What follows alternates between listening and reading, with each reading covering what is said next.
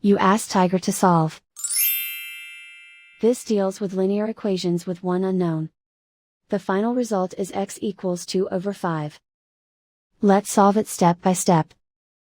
Group all constants on the right side of the equation. Subtract 1 over 5 from both sides. Combine the fractions. Combine the numerators. Reduce the zero numerator. Simplify the arithmetic. Combine the fractions.